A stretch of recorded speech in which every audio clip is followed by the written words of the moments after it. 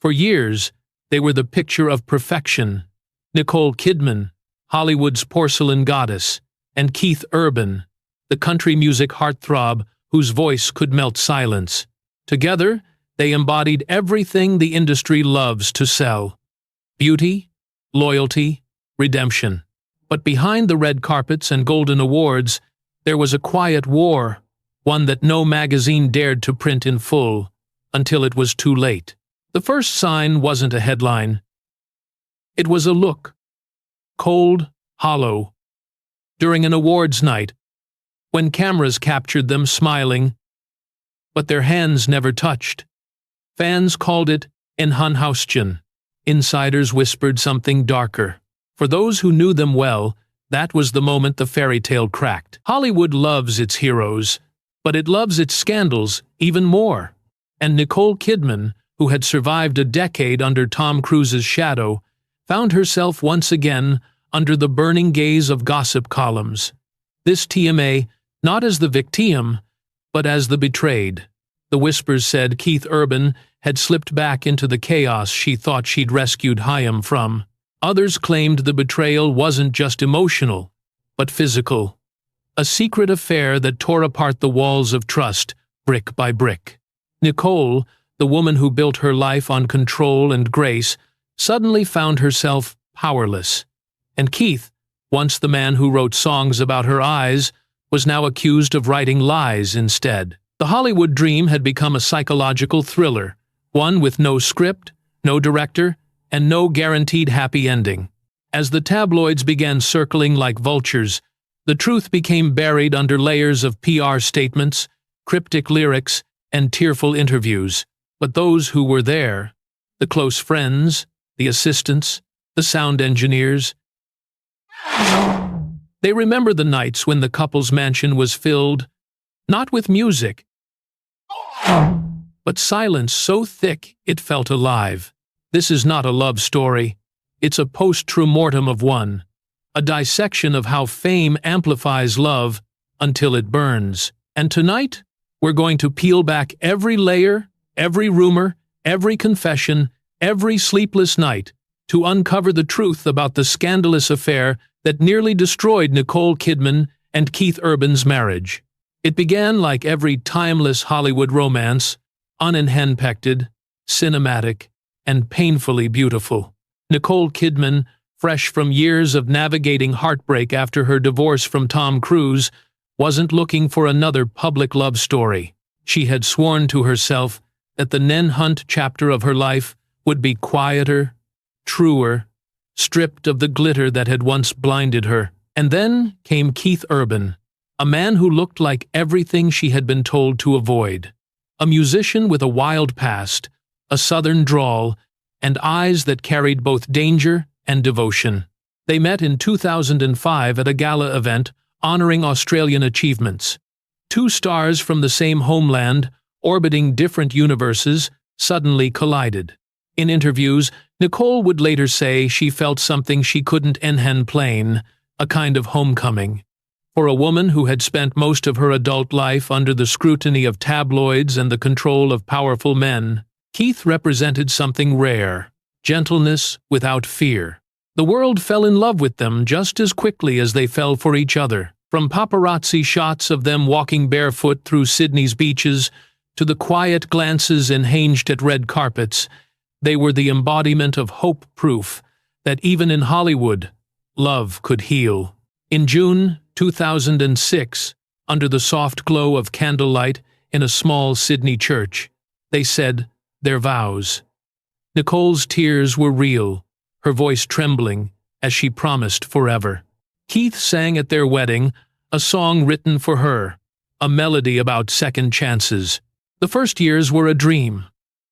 They held hands at premieres, whispered secrets during interviews, and spoke of faith and family. Nicole once said, "Keith saved me." And Keith, in his soft Tennessee accent, called her his angel. But behind those smiles, there was always the ghost of something fragile, a fear that the same fame which had once destroyed her first marriage might come again, wearing a different face. Nicole's career soared. She won an Oscar, starred in acclaimed films, and rebuilt her image from broken to untouchable. Keith, meanwhile, found redemption in her love, releasing albums filled with songs of longing and gratitude. Together, they seemed unstoppable, Hollywood's favorite redemption arc, the perfect union of glamour and authenticity. But perfection is a heavy crown to wear, and the more flawless they appeared, the deeper the cracks began to run beneath the surface. Fame, as always, was the silent third wheel, always watching, always hungry. Every red carpet touch became a performance. Every rumor became onhanijan for gossip. Every missed appearance was labeled trouble. For a while, they ignored it. They laughed, they traveled, they built a family. But in the distance, something darker was stirring. An old addiction Keith had once sworn was gone, and the emotional exhaustion of a woman who had built her life on holding others together while quietly falling apart herself. Because in Hollywood, love stories don't die suddenly, they fade. One staged smile at a teammate. Every great love story has a silent moment, the one no one notices until it's too late. For Nicole Kidman and Keith Urban, that moment came when love began to compete with loneliness. Hollywood had written them as a fairy tale, but in real life, they were two people drifting apart in slow motion. Keith had been open about his past with addiction long before their marriage. Nicole, with her instinct to nurture, thought love could heal what rehab couldn't.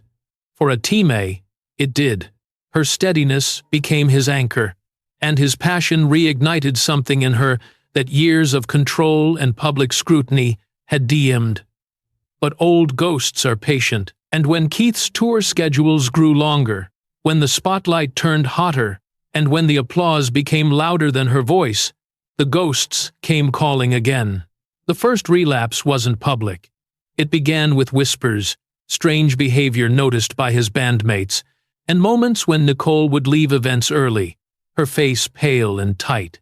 Those close to her recall the anxiety, the desperate fear of watching someone you love slip back into darkness.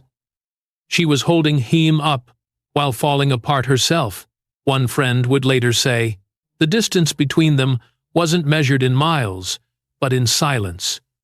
Keith's life on the road meant nights filled with noise, neon, and temptation. Nicole's world was structured, quiet, and bound by film sets and family routines, two rhythms beating out of sync. She wanted stability, he wanted escape, and in the gap between those desires, the cracks deepened. There were photos, small signs that the public devoured, like breadcrumbs, a missed wedding ring here, an awkward smile there. The tabloids began to circle, guessing at what had gone wrong, but the truth wasn't a single event. It was accumulation. Missed calls, long absences, emotional fatigue. Nicole once said in an interview that she hated sleeping alone. By then, she often did. Keith's addiction wasn't just to substances, it was to chaos. The adrenaline, the touring, the late nights, and Nicole, the woman who had spent half her life trying to control what couldn't be controlled, found herself reliving an old nightmare, loving someone who kept slipping through her fingers. In public, they were still the perfect couple. She smiled through interviews, he thanked her in speeches. Behind closed doors, however, they were fighting battles that had no audience. She begged Chaim to seek help. He promised he would. And for a brief moment, it seemed like he had entering rehab again, just months after their wedding. Nicole stayed by his side, shielding him from headlines, telling friends he would come back stronger. But recovery doesn't erase scars, it only hides them. And while the world applauded their resilience, the foundation of their marriage had already begun to rot. Love had turned into duty, passion into patience, and trust, that fragile currency, began to lose its value. In the distance, something or someone was waiting. The affair that would soon implode across headlines didn't happen in a vacuum. It was born in this quiet disconnection, in the loneliness between two people who were still smiling for the cameras. It began, as most betrayals do. With something deceptively small, a message left unanswered. A new number saved under a harmless name. A lingering hug at a backstage metro entregrete that lasted one heartbeat too long. The kind of moments that, alone, mean nothing but together, they form a trail leading straight to heartbreak. Keith Urban was touring when it started, or at least, that's what everyone believed. On stage, he was radiant, his guitar burning under the spotlight, his smile wide enough to hide the storm behind it. Off stage, he was restless. The road had always been his escape, but now it became a playground for temptation. The whispers began with one name, a backup vocalist, younger, vibrant, someone who understood the chaos of touring life, someone who wasn't asking him to heal, only to forget. The affair, according to those close to the crew, began quietly hidden beneath the noise of hotel hallways and the pretense of professional latitude night sessions. Keith was charismatic, magnetic, and lonely. She was flattered, ambitious, and reckless. It was the perfect storm, and it unfolded far from the safety of Nicole Kidman's world of discipline and order. Back home, Nicole's instincts began to stir. She had built her career on reading emotions, on sensing the smallest flicker of change, and now she sensed it in her husband. The calls grew shorter. The laughter became forced. His voice, once warm, carried distance. Hollywood wives learn early that silence is the most dangerous sound in a marriage. When the rumors finally reached her, they came not from tabloids, but from someone inside Keith's own circle, a quiet warning that what she feared might already be true. For days, she said nothing. She went to set, smiled for cameras, and returned to an empty house that smelled faintly of his cologne. When she finally confronted him, it wasn't a scream, but a question. Is there someone else? Those who know say he didn't answer right away, that he broke instead confessing pieces, not the whole truth, trying to minimize what couldn't be undone. For Nicole, it wasn't the affair itself that broke her. It was the realization that she had been fighting for someone who had already given up. When the story leaked, it hit the media like gasoline meeting fire. Headlines screamed. Talk shows dissected every frame of their public appearances, every lyric in his songs, every facial impression she made. Keith's team denied everything, calling it creative fiction. But the damage was done. The image of their perfect marriage, the redemption couple of Hollywood, had shattered. Nicole retreated into silence. Friends say she stopped eating, stopped calling, even stopped sleeping. Her interviews were canceled, her public appearances reduced. She was once again the woman holding fragments of a broken life, a role she had played too many times before. Keith, meanwhile, disappeared. Some said he checked high himself into a private facility. Others said he went off Trugrid, chasing redemption in the same way he had chased destruction. But the truth, as always, lived somewhere in between. The affair wasn't just a betrayal of vows. It was the moment fame finally devoured what love had built. And for Nicole Kidman, a woman who had lost herself once before in the name of devotion, it became the turning point. The moment she realized that even angels can't save a man who doesn't want to be saved. When the story broke, it wasn't just a tabloid sensation, it was a cultural earthquake. Nicole Kidman and Keith Urban had been the living proof that love could survive fame, addiction, and the ghosts of the past. Their implosion was more than gossip. It was a heartbreak, shared in real time by millions. The paparazzi swarmed like vultures. Every move Nicole made was documented. Every walk to her car, every coffee run, every moment.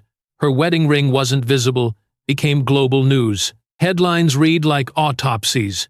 Nicole Kidman alone? Again. Keith Urban's secret life on tour. The marriage that Hollywood lied about. Keith's silence only deepened the narrative.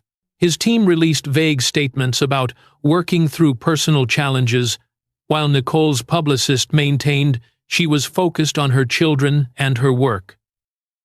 But those who had seen her during that time say the pain was unbearable, that she moved through her days like a ghost, her eyes hollow, her voice quieter than ever. There was one photograph that defined it all: Nicole, stepping off a plane in Sydney, her sunglasses large enough to hide tears, clutching her daughter's hand as reporters shouted questions. That image became a symbol not just of a marriage collapsing, but of every woman who had loved too deeply and been broken by it. Heath, meanwhile, spiraled. His music turned darker, rawer. The lyrics spoke of guilt, loss, and the cost of living two lives. In one unreleased demo that later leaked online, he sang, "You can't finhan what you've already burned down." It was as if he was trying to confess, not to her, but to he himself. Behind closed doors, Nicole was faced with an impossible choice. She had forgiven once for addiction, for absence, for lies told out of fear. But this was different. This was betrayal with intent. Still, those who knew her say she hesitated to walk away. She believed in redemption, in fighting for love. She had grown up Catholic, with the idea that marriage was sacred, even when it hurt. For weeks, the couple lived separately. Their mansion in Nashville became a silent battlefield, photos taken down, rooms left untouched. Keith checked into another rehabilitation program, this time without fanfare, as if trying to rebuild from ashes. Nicole visited once, quietly. No cameras, no entourage, just her, standing in front of the man she had loved, unsure if there was anything left to save. Insiders later revealed that the visit was the moment the tide began to turn. Not toward reconciliation, but toward acceptance. She didn't come to finhan him, one close friend said. She came to say goodbye, even if the words never left her mouth. Hollywood, of course, was merciless. Talk shows speculated. Old interviews were replayed. Even award shows turned awkward when hosts made jokes that cut too close to home. Nicole endured it all with her trademark grace, the same composure that had carried her through her divorce from Tom Cruise. But those who knew her best could see it. The unhaustion, the heartbreak that fame couldn't disguise. By the time Keith returned to the spotlight, the couple was no longer seen together. Nicole had thrown herself into work, choosing film sets over home life, characters over reality. She once said in an interview years later, "Sometimes you play a role so long, you forget where it ends and where you begin." It was a line that said more than any press release ever could. The fallout wasn't loud. It was hauntingly quiet. No official divorce filings, no screaming matches in public, just two people slowly fading out of each other's orbit. The love that had once healed them both had become the very thing that broke them. In Hollywood, love rarely gets a second act, but against all odds and against every headline that declared them finished, Nicole Kidman and Keith Urban began to rebuild. It didn't happen overnight, nor did it follow the rhythm of a movie montage. It was slower, quieter, and deeply human. Heath's time in rehabilitation stretched into months. This time, there were no cameras waiting at the gate, no glossy magazine and handclusives promising his road to recovery. He cut himself off from the noise, surrounding himself with counselors, sobriety mentors, and silence. He later admitted that, for the first time in his life, he wasn't trying to get back to anything, not fame, not success, not even her, but to learn who he was without the applause. Nicole, meanwhile, poured her heart into motherhood and solitude. She focused on her daughters, on healing routines, on grounding herself away from red carpets and film sets. But privately, she was wrestling with a paradox. Could she still love the man who had hurt her, without losing herself again in the process? Their reconciliation began not with words, but with a letter. Keith wrote her from rehab, not the kind of letter meant for forgiveness, but for truth. He wrote about shame, about the emptiness of success, about how every night on stage had felt like a performance for someone he no longer recognized. Nicole didn't respond right away, but when she finally did, her message was simple. Come home when you're ready to be honest. And slowly, he did. When Keith was discharged, Nicole met Chaim not at the airport, but at a quiet farmhouse outside Nashville, their refuge from the noise. Witnesses said they spent hours walking without talking, the kind of silence that isn't hostile but necessary. What followed was therapy, accountability, and the hardest kind of forgiveness, the kind that doesn't erase what happened, but chooses to live with it. For Keith, recovery wasn't just about staying sober, it was about learning to love without fear. For Nicole, redemption meant redefining strength, not as perfection, but as vulnerability. You can survive the storm, she once said in an interview years later, but you have to be willing to rebuild the house afterward. The press didn't believe it at first. When the couple reappeared together at the 2007 Grammy Awards, hands clasped, eyes soft, many thought it was a calculated show of unity, but as Time passed, their consistency silenced even the cynics. Keith's Nenhunt album, Defying Gravity, was full of confessions. One lyric stood out: "You loved me back to life." Nicole never confirmed it was about her. She didn't need to. In private, they rebuilt not the illusion of perfection, but a fragile truth, boundaries, honesty, healing. They kept their personal lives away from the press, choosing the quiet simplicity of family over fame. Still, scars remained. They always do. Some nights, Keith still spoke of regret. Nicole still carried the fear that one relapse could erase everything. But instead of running from those fears, they learned to hold them together. And somehow, through the wreckage, they found something stronger than they had before. Not the fantasy of love, but the reality of it. Time, as always, softened the sharpest edges. What once was scandal became memory, and what once was humiliation became a lesson learned in blood and tenderness. Nicole Kidman and Keith Urban's story did not end in perfection. It ended in understanding, and perhaps that was the truest kind of happy ending they could ever have hoped for. The years that followed were quieter, more deliberate. The public began to see them again, not as the shattered couple who had barely survived Hollywood's cruelty, but as two people who had chosen to stand together, not because they needed to, but because they wanted to. Their red true carpet appearances grew fewer, but more authentic. The laughter looked different now, less rehearsed, more earned. Nicole learned to forgive without forgetting. In interviews, she spoke softly about marriage, never idealizing it, never condemning it. "You keep choosing each other," she said once, "even when the world tells you not to." It was a statement that carried the weight of everything they had endured. For her, love was no longer a fairy tale. It was a daily act of faith, a decision renewed every morning in the face of doubt. Keith, too, emerged changed. His music lost its glossy polish and found its soul again. His lyrics carried pain and humility, the kind that only comes from walking through fire.